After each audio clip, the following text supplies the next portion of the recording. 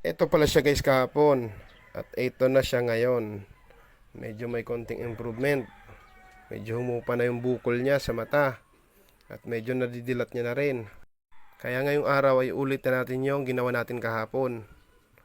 Bali yung ginamit ko ulit ay yung dati lang. Asin, tubig, bawang at sunrox. Bali papaliguan natin siya sa ulo. And guys, alright.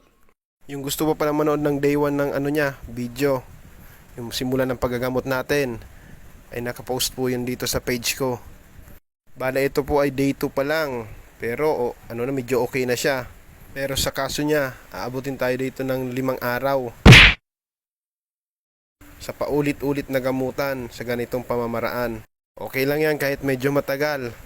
At least, hindi nabulag o namatay ang alaga natin. At ginagawa natin ang lahat ng paraan para siya ay makasurvive sa sakit niya. Yun lamang po guys, sana may natutunan po kayo.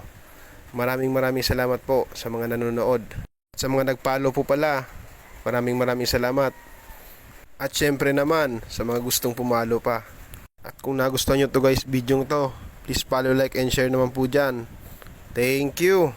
Kailangan lang na matignan ng positibo. Iba ang masipag kumpara sa porsigido. Habang isinasalin ko sa baso ang mojito, iniisip ko kung ano nga bang papel ko rito.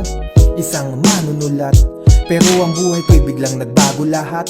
May panahong ako'y ginagago na at pinagtripan noon,